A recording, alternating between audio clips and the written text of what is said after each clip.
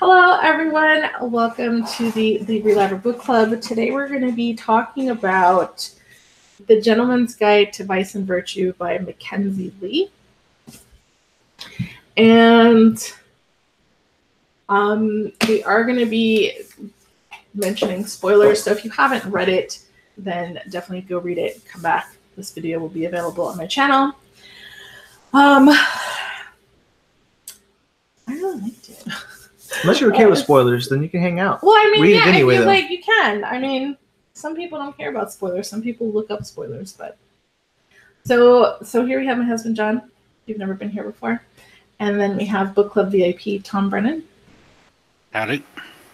Okay, good. At least it's flipping back and forth this time. Yeah, it's swapping. It wasn't last time. So you guys want to start with initial thoughts? Just kind of.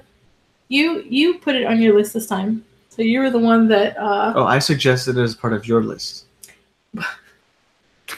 Okay, but I would like to be clear that I did not encourage you to do that. Okay. You looked through my list and then you picked it, right? Okay. Yes. So what were you thinking when you picked it? Vice and Virtue. No, I was curious what the book was I'll about. kill you later. I actually heard you talk about it before, so but I didn't know. I actually pick books without reading the synopses. Do you really? Yeah, I don't. That makes it all the more upsetting that Tom has liked all the books that you have selected. What can I say? His record speaks for itself. Well, I mean, I don't know if it's me judging the book by its cover or the name, but I just, something that sounds somewhat interesting. I'm like, okay, let's do this, this, and this, and that's it. So, but I enjoyed it. I enjoyed it a lot. I was iffy going into it, thinking that it was going to be a little bit more Pride and Prejudice type. Okay. And not to say I didn't like Pride and Prejudice, but I didn't, it was just a lot all the. Well, we didn't read all of Pride and Prejudice. We read Pride, Prejudice, and Zombies. And Zombies. Yes, Yeah. it's a bit different. Well, I mean, I thought we did read some of Pride and Prejudice. We read some of it. Okay. We just didn't read all of it. But I think we did watch the Pride and Prejudice movie, though. So maybe you still have the story in your head. Maybe that's how that works. But I don't know. I was just I liked how it actually got a little bit more adventurous in this. So that's what I enjoyed about it. Mm-hmm. Okay. Tom, what were your initial thoughts? Well, oh God, another young adult novel. Yeah. I'm sorry, Again, Tom. YA is now yet another, as I said before. But no, I like this one. I thought the writing was witty and sparkled in parts. She drew the main characters well enough, especially what was the lead? Monty. Enough to show him that he is kind of useless, but he's still likable for all that, And it's a historical setting. It's set in, I believe, it's in the Europe of the 1710s. So, because France would have had a king then, and France and England weren't at war, so they could actually do that tour. I enjoyed it a lot more than I thought I would. So there's a lot of information in maybe the author's note. We didn't get to read the author's note, so. Oh, you should. Yeah. I know there was a lot of information in there. We were cutting it really close, so we didn't finish the author's note.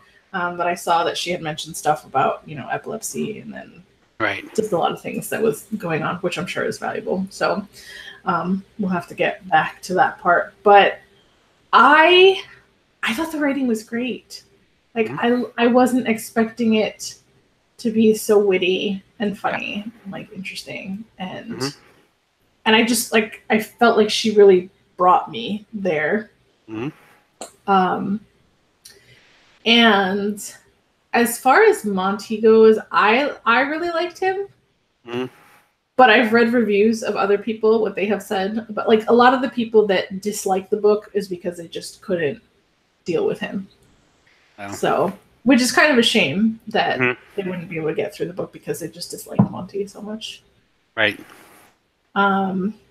There was something else. I mean, isn't there always a character that you end up disliking in a book? So what are they just because it's the main character? Yeah, they're all when like, it's screw the main this. character, I don't understand. It becomes more difficult because if you don't like somebody, relate to you the don't want guy? to deal with their nonsense. You just don't like. You just want it detached. Have you ever read a book that you didn't like the main character in and actually finished it? Yes. That was for John. Thanks for participating. Yeah. I can't say that I have what book was it? Book I don't finish it. For me, the only book I'd never finished was 50 Shades. Oh. Well, I can't say as a blame. No, I'm kidding. I appreciate you for trying, John. That's the only book I couldn't finish that I actually started. That I didn't. It wasn't like. I mean, there are a couple books that I haven't finished, but it's not because I couldn't. It's just I put it down and never really picked it back up. Right. The 2 books that I can remember that I really disliked, actually 3. The main character is one was Side Effects May Vary by Julie Murphy. Okay. And the character, she was just so not likable. She was really, really mean to her best friend and just very not likable. She was going through stuff. So in some parts you can be like, okay, well, she's struggling to deal with this, that, and the other thing, but she was just so unlikable. And then I didn't really like the main character of Red Queen by Victoria Aveyard, and I pretty much hated First Life. But I finished all of them. I don't know. Okay, First Life, I can kind of see. That much about was First Life. That's the only one I know that she's ever been. No, God, I hate that book. But I thought there was another character that you said you didn't like, or maybe you didn't like as much. Was it the main character in Artemis? No. Really? No, I didn't. I don't think I had a problem with her. Maybe that. But a lot of people had complained that she felt like she was created by a guy and she wasn't feminine enough or something like that. So I had been hearing a lot of complaints. Maybe that's her. what I'm kidding. Then is you telling me that other people were complaining about it? Yeah. Okay. So, so I do think it makes it a little bit more difficult to get through the story if you just don't relate to the main character. But sometimes they're written that way. They're written to not be likable. Well, then attach to another character, and just hope that you get through the crap to get to the other character. I don't know. I don't know. That's just preaching. But you know what? Like, and then of course you have to consider, the character on paper versus the character in the audiobook, because I feel like that's huge. And I think that as soon as I turned on the audiobook, I was like, wait a minute, I know this voice. And oh my God. And I had to look up his name, and I was like, oh my God, it's the guy that plays young Tom Riddle in Harry Potter. And so all of a sudden, even though he plays a villain on Harry Potter, I thought he was cute, so I kind of liked him. So I was just like... That's okay, yeah. So I'm saying it made me a little bit biased. I was like, okay, I like this character, then I guess I like Monty because he's doing a really good job of pretending to be Monty. I don't know. But he did a really good job. Yes, he did do the audiobook narrator was very, very good. There was a couple of parts where I was like, wait a minute, which character is it? Because he had the same French accent for some of the French guards and the Duke, like at the same time. But whatever. It is what it is. Sometimes I couldn't tell between whether it was Monty or Percy talking, but I knew the difference. But I still think he did a really good job. He was very good. There was one character that he did where I was sure that it was a second actor, and I had to look it up, and I was like, no, it's just him. That was just him. Yep. Which one was that? Do you remember? Oh, Dante. Maybe it was Dante. It's Dante. It was Dante. Which we made fun of that so much. Oh my God! Like he said Dante like a bunch of times instead of Dante. So the one that I noticed, and maybe I'm wrong, is that his was always Bourbon, and I think it's Bourbon. Yeah, the Duke of Bourbon. Yeah. Bourbon. Bourbon. And I think at one point he said skeletal. Oh. For skeletal. And they were just like, skeletal? What? I mean... And then you're like, say aluminium. Is that how they say it? Is that how they said it back then? Yeah. It's possible that it is a historical. You know, we don't know. Yeah. But those are very, very minor things. The audio book narrator is very, very, very good. Oh no, yeah, he did a good job. Yeah.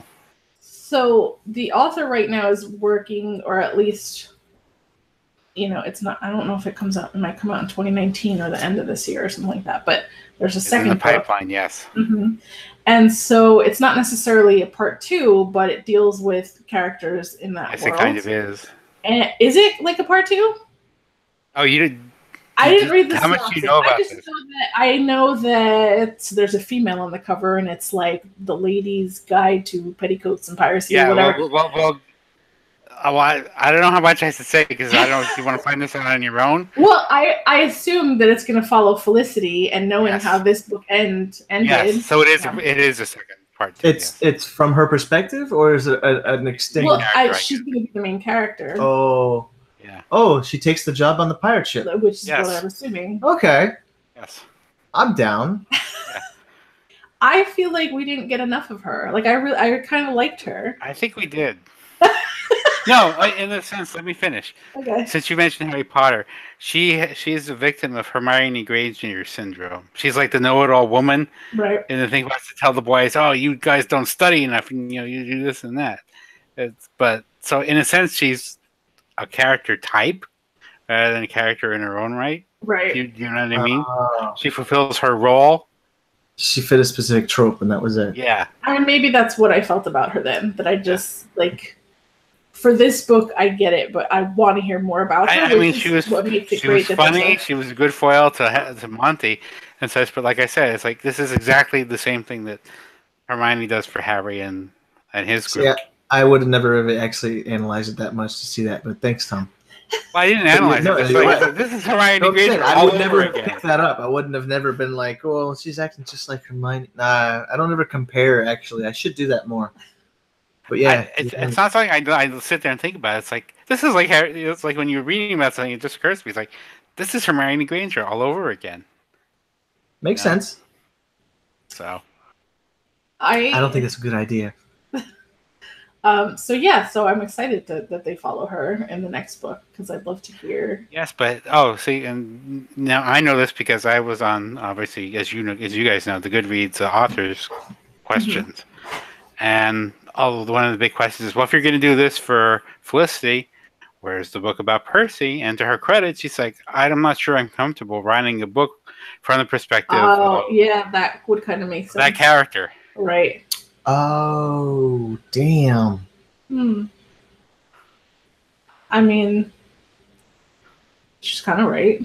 Yeah. Well, yeah, she's not wrong. Right. No, it's understandable and respectable. Yeah, other authors, I'm going to write the third. It's a trilogy, But how interesting was that if she did get somebody who could write from that perspective to finish it off? That would be awesome.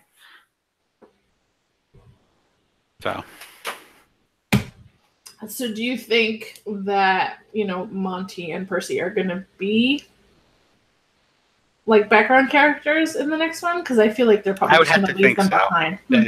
She would. In other words, they're probably going to continue their tour, and she's going to meet up with them somewhere along the way. So. I think I was kind of getting a little bit of like Claire Randall vibes, I guess.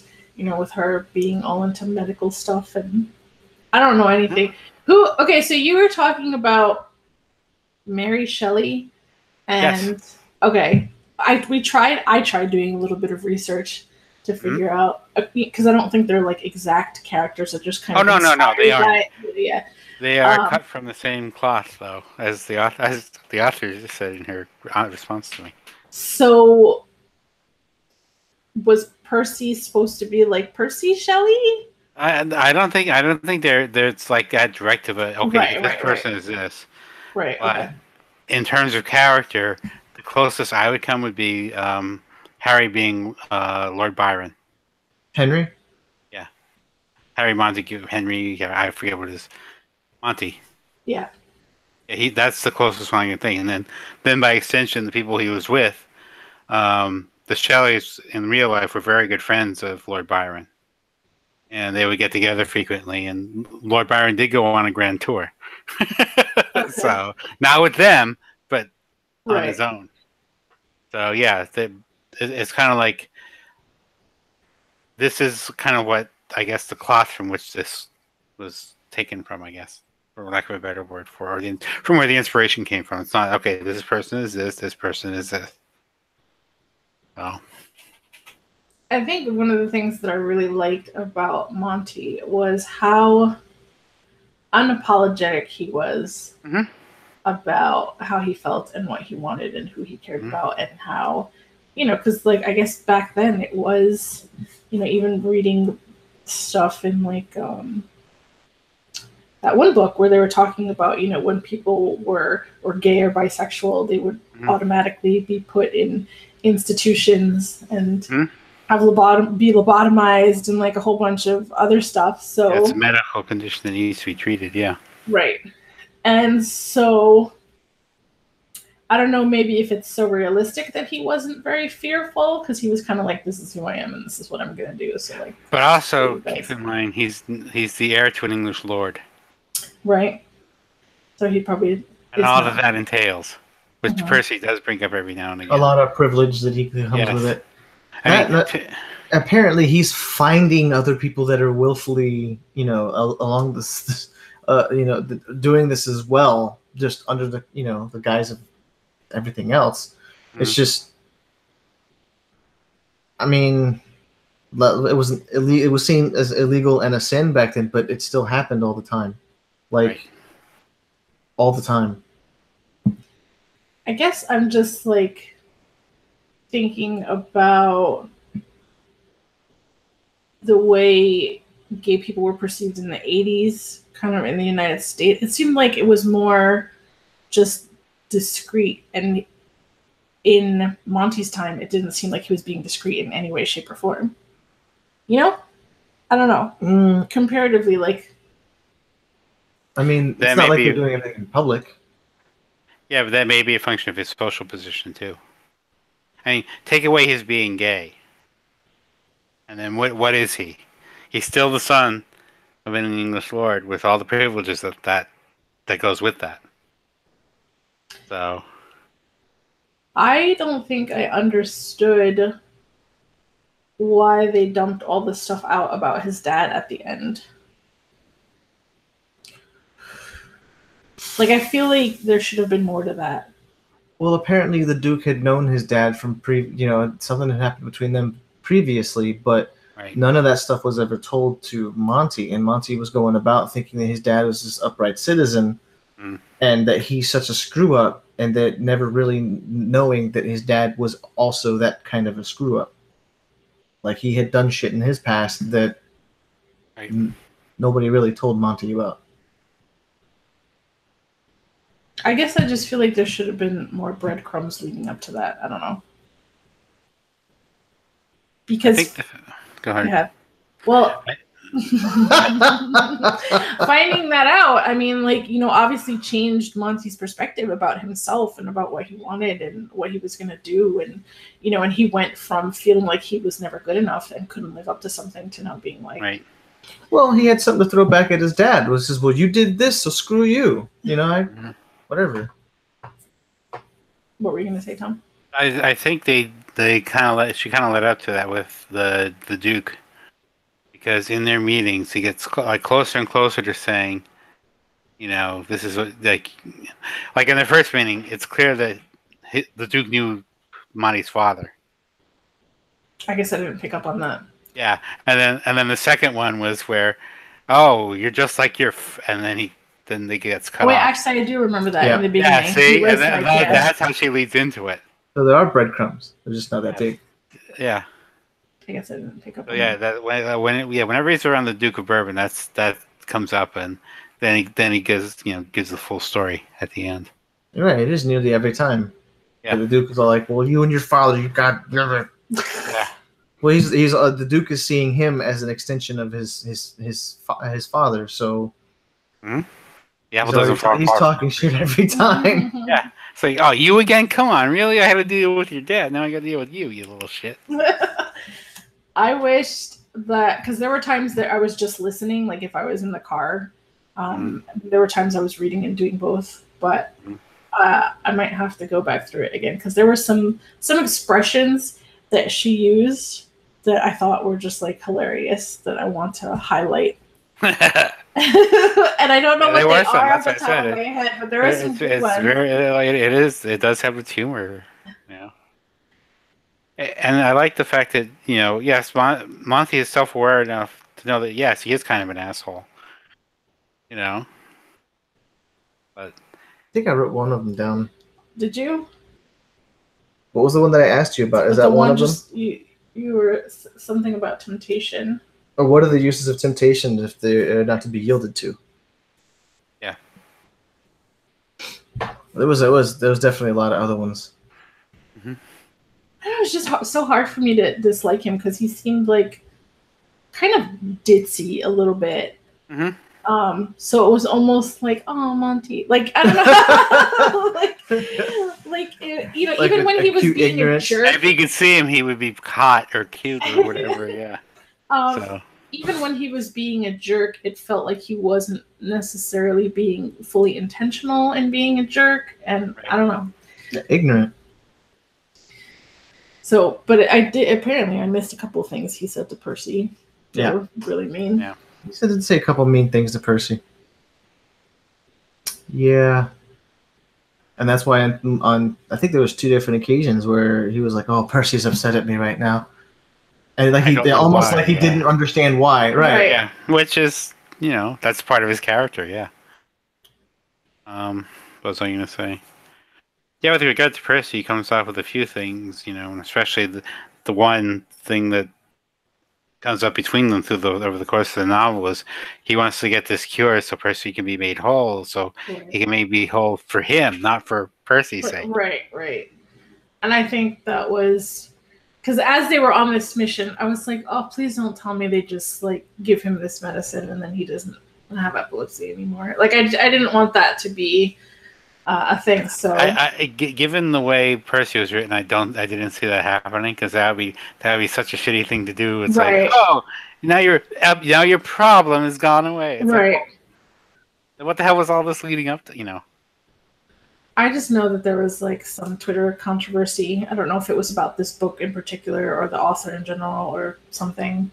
I haven't gotten the full story, so I was just like hoping that was not the case in the story. And I think they addressed it really well. And I like that, you know, for the most part, Percy is really sweet and nice, but, you know, Percy still stands up for himself against Monty when he needs to, which I think is really important. So with the ending in mind, what was the reason that the Duke decided to go down with the ship, so to speak? Like, why is it that he was so willing? Like, after Helena did what she did, that he was like, well, then screw it, I'm done now too.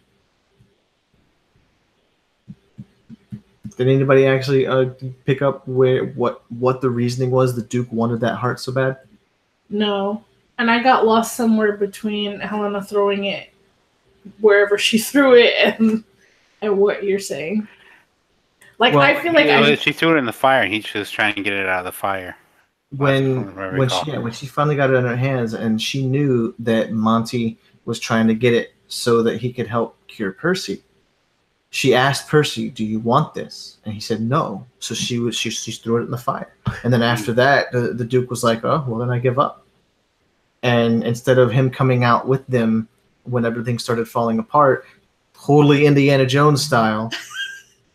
That he said no, and he's like, I'm done too. I'm done, and he went down with the island. So I want to know why he wanted it so bad and why he gave up after the fact. Instead of him going on living, maybe there was something wrong with him. I guess maybe that might be a good question for the. But that was never addressed, or I missed it somewhere. I think that the idea was if they had the heart, they could live for just use pieces of it and live forever, or at least a hell of a lot longer than they would have otherwise. I guess if he thought if he had the heart, he could consume enough of it that would protect him from the immediate danger, and then he'd have the heart to, take back and do with it what he was going to originally do with it. Whatever that was. It was so cute. After Monty got his ear blown off, she looked at me and she goes, "Why didn't Monty have it?" I'm like, "It's not going to regrow his ear." What the heck? Yeah. And she's like, "Oh." That was great. I also missed the part where that whole thing went down. I like that part because it added, it actually made a true adventure of it because there was no risk up until then. Howard demands sacrifice in a way. So, Monty has his perfect face now is ruined. So. His balance and his hearing and everything else. Yes. But Percy still loves him, so. Yeah. Well, the villain has to have teeth in order for the adventure to be believable, in my opinion. I think that's what helped establish that. Agreed. All right, do we have any questions? Author's notes? Anything like that we need to go over? Something else? I don't know. I don't want to cut it so short. I'm just trying to think of what else. Well, you could make the point that this is a standard adventure tale with non-standard heroes in it. I think it's kind of the point. Now, there's a lot of people that say, "Oh, is Monty gay or is he bisexual?" He obviously has definite preference for Percy, but he was willing to go down with that French chick at the beginning of the book. Oh, he's completely bisexual because he was even when he had this conversation with his sister. She was like, "Well, do you like men or do you like women?" And he goes, "I like both." I was like, which, considering how smart Felicity is supposed to be, you would think that she would be a little bit more clued in. But I understand having to have that discussion in there. I was just surprised that she was the one he had to have it with. Then again, who else would he be? Yeah, no, I mean, she seemed understanding, but it was still more this. Well, it's still illegal and it's still a sin. Why do you pursue it? Right. Yeah, don't do that anymore. Okay, yeah. It's not that easy. But she obviously doesn't feel the same way he does. I would think that you'd have to kind of. Well, she's never actually been smitten with anybody. That too, I guess. So she's never actually had that. She's never fancied anyone. Well, again, in reading the author's questions, there's a certain thread about her being asexual. Oh, is there? Yeah. Interesting. That's interesting. And how they are not really represented in stories that much. So that's another topic of consideration. Interesting. Or she just seemed like someone that would just care more about learning and knowledge. And although she did leave, she led Dante up for something. She was like, she had a plan. She was going to use Dante to get information, and then they screwed all that up. I thought that scene was kind of funny. that would make a very good movie scene, because they were gearing up to attack people because they heard muffled sounds from Felicity. Yeah. I think that's neat. It is. I'll check them. Yeah, I was going to say, the book is very cinematic. Like, there are a lot of places where you could just imagine it as a movie. That would be... I think that would make a good movie. I would watch it. Probably better than Pride and Prejudice and Zombies, I would think. Probably. Oh, I've not seen it. Have I? Is that a lie? No, that is a lie. I have seen it. We read the book in the other book club. Yes, I actually read Pride and Prejudice, so the real one, not just that. No, one. I know. Well, we had started because I said, well, if we're gonna read Pride, Prejudice, and Zombies, we should read the original so we know where the differences are. Well, but then we got the one has zombies, and the other one doesn't. we got like half of the way through it, and I was like, I don't know. Yeah. But I watched the movie and I liked the movie, so we might go back and Yes. try reading it again. And, But I didn't like Mr. Darcy. Well, you're supposed to not like him until the end Right. anyway. Austin's a good writer, but I was quite unprepared for her style. She's very formal and very, you know. I know there's a few, at least there's any number of times I have to go back and say, what did I just read here? And read back the sentence. Oh, okay. So I know that for the most part, you're not a fan of YA, but I try, well, probably John too. Like, I know that I try to at least pick the good YA. Like, I try to look for the better ones. You don't have to confess to me. You know, like I said, as you know, I don't read YA, and that's because I prefer reading other things. But I have read and liked a lot of the books that have come through here. So okay, that's all I wanted. You know, it's not I'm not saying that all YA is bad. Okay, The Hating Game, yeah, that was bad to me. Loved it. I know. I did not. I know. That was more new adult, but that was just like mushy romance contemporary stuff. But this one was really good. I would say The Hating Game was just a lot fluffier. It's just fluff. Or as opposed to I don't know. What was the one that we read? Nevernight. Nevernight was good. Yeah, that's definitely not YA though. That's more new adultish. It's close. I mean, you're splitting hairs, I think. I know. Well, I mean, the author is like, no, definitely, because a lot of times in YA, they skip the sex. They kind of like black screen on it, and so Nevernight had a lot more of that. They were saying double down on it. All right, yeah, here we are. It's for their audience. Yeah, but there's some like The Book Thief and The Boy in the Striped Pajamas, which coincidentally treat roughly the same subject, and they are very, very good novels in their own right. Highly recommended. Also YA. So I'm not saying that all YA is bad, but like I said, I try to avoid the ones like The Hating Game and go towards one like this. So yeah, I selected a bunch of romances because it was February for that one. Yes. But I've also been trying to go back and forth between like 1 month I pick all adult books and then another month I pick all YA books. Yeah, and that's totally fine. And like I said, there have been some which I have enjoyed, you know. So I had a really hard time looking at this book cover and not seeing, is his name Hayden Christensen? Like every single time I look at it, I'm like, oh, it's Hayden. No, it's not. But like I always feel like it looks like him. And I didn't realize that he had stopped acting after Star Wars things. Yes. So I guess we can talk about ratings. I'm just waiting for Dawn to come back. Let's see what I gave it. Okay, got it. Yeah, but this should be interesting. It's in that this apparently is going to be unless she comes up with a character in her second book that she can do a third book on. Right. Yeah, 2-book series. I'm wondering if she has like a bunch of other books, because this is the first one that I've heard of. I don't know if this is a debut or anything. Let's find out. Mackenzi Lee. She seems like a young enough author, though.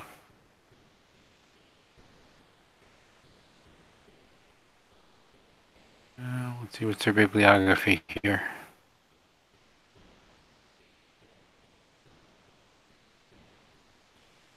Apparently there is a 1.5. Is that out already? Because I think she was using it as like a pre-order perk if you pre-order the second book. Yeah. This is the one. Yeah, The Gentleman's Guide to Getting Lucky. Yeah. And apparently it's the Montague siblings series, so it'll be her and Felicity and Monty.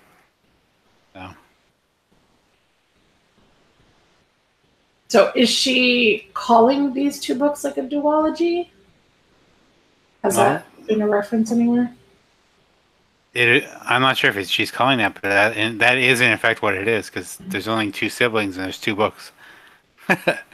Well, unless you count the one in the half book that she has.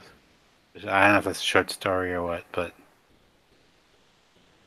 that's not to say she couldn't do more books on both of the siblings. So, and there's also, I know in fantasy and science fiction in particular, a rise of non-standard, meaning non-white, non-privileged characters in the awards and such, despite there being a backlash against such things. But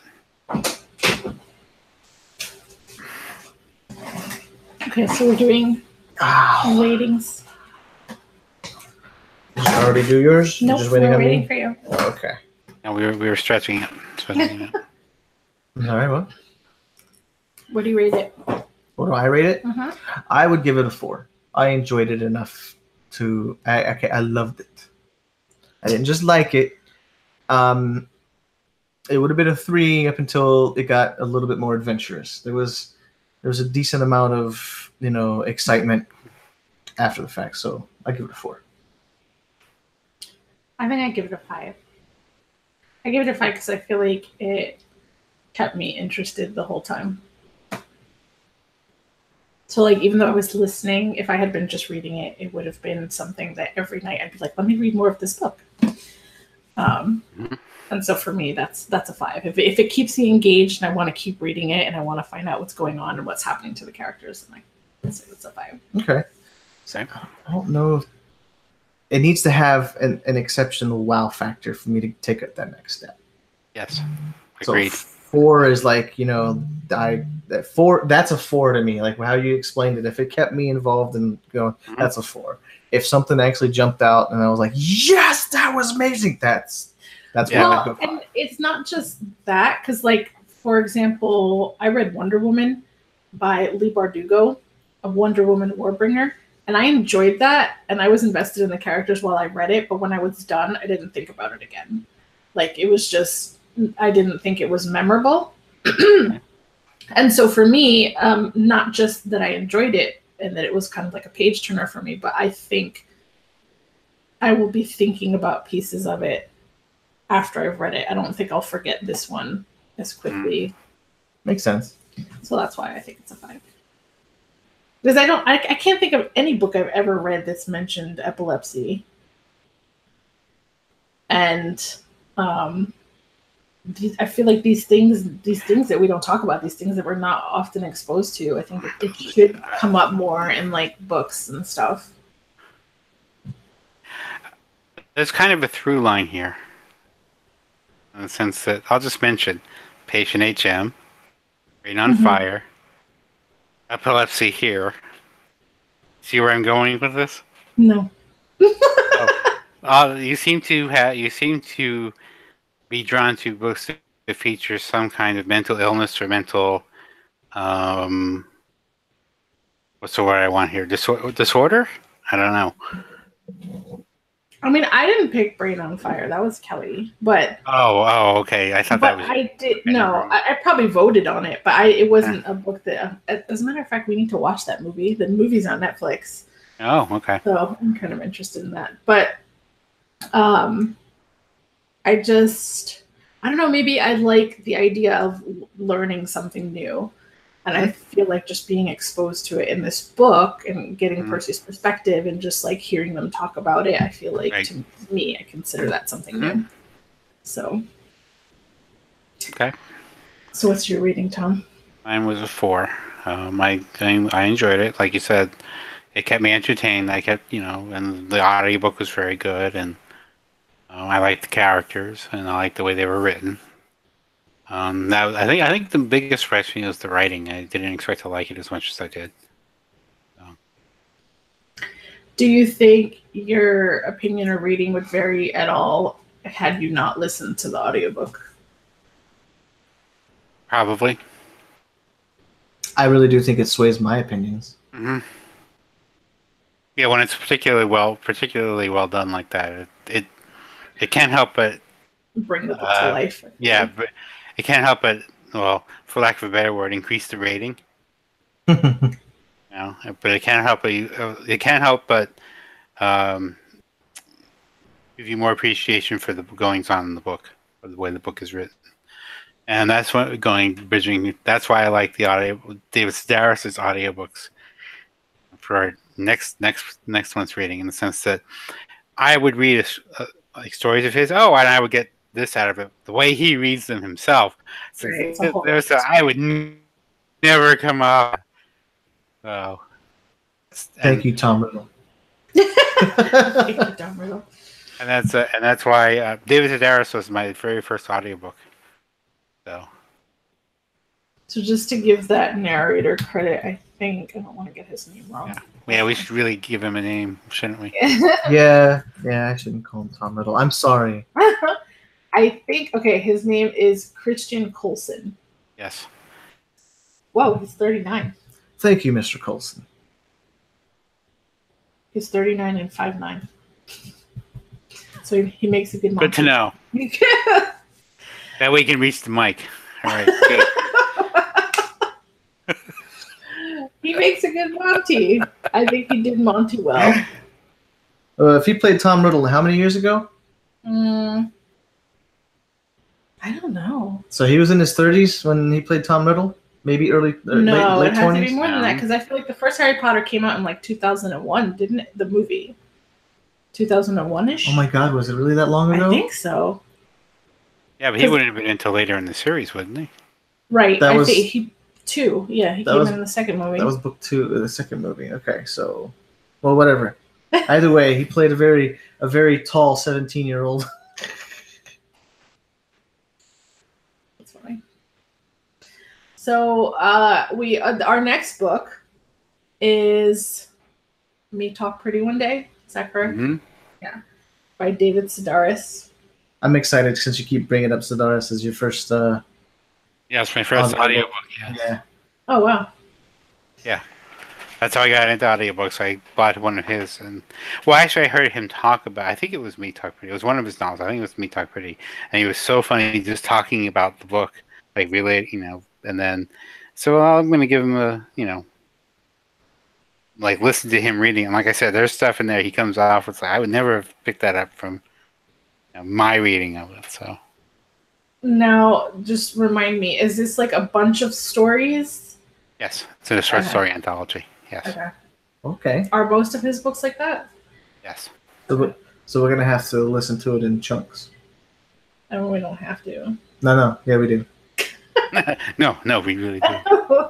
Listen to a story at a time. Well, like one of his, the story that put him on the map, at least for NPR, is called the Santaland Diaries, and I don't think it's in that collection, but it was about his time as a Christmas elf in Macy's. Oh my god, that's great. But I forget which stories this particular one has, but they're all of a piece, and they're frequently, how should I put this, where the audience picks up something that the character that he as himself a character in the story does not pick up, and that's what the funny part is. So okay, interesting. I've had 2 of his books for a really long time. I have Me Talk Pretty One Day and I have Naked. Oh, and both are good. I've never read them. They were given to me as a gift, and I really do like the idea that certain discussions about books after the fact, and you have readers that are asking the author, "Did you do this? This was a great tie," and they're all like, "I didn't do that on purpose." Yeah. Oh wow, that's amazing. Yeah. I'm sure. Well, you saw with the readings that George Saunders did for Lincoln in the Bardo, all the questions he got for that. And yeah. did you plan? It's like, no, I wish I did. That sort of a thing. But so, as a reminder, you guys can check out Libri Labra on Patreon. And if you want to join us on screen for our discussions, there is a book club VIP level. You also, if you sign up as a Patreon, you are able to nominate books, and you can jump onto our Goodreads group. You can do that without being a Patreon. But But there are perks for being a patron, and you also get a custom bookmark. Being here. And You can join us in our chat. a few other things. Oh yeah, we have a special Facebook Book Club VIP chat. You can also pick your book in the rotation. Yep. Join us. So anyway, thank you both for joining us to discuss Gentleman's Guide to Vice and Virtue by Mackenzi Lee. I'm glad that we both enjoyed it. Maybe I should just let you pick all the books from now on. No. No, sure- I don't think that's I'm what like, no YA. But no. Some of the books you pick are good and worth a read. yes. Okay, you'll have to tell me which ones later. We'll tell you when we do our discussions about them. Yeah. No, I've been trying to like post in the forums, but like I don't know how to get people's attention anymore. I'm just like, hey, I'm reading the thing. You need to get on there more. Fine. You got to get in other people's forums so that you can get their attention to join us. Maybe. That's how that works. Anyway, thanks guys for discussing this book, and I look forward to chatting about David Sedaris' book next month. Meet Talk Pretty one day. Yes. Meet Talk Pretty one day. All right, so everybody have a good Saturday afternoon. You can imagine Gollum saying that. Bye. Bye, everybody. Oh, I lost my mouse.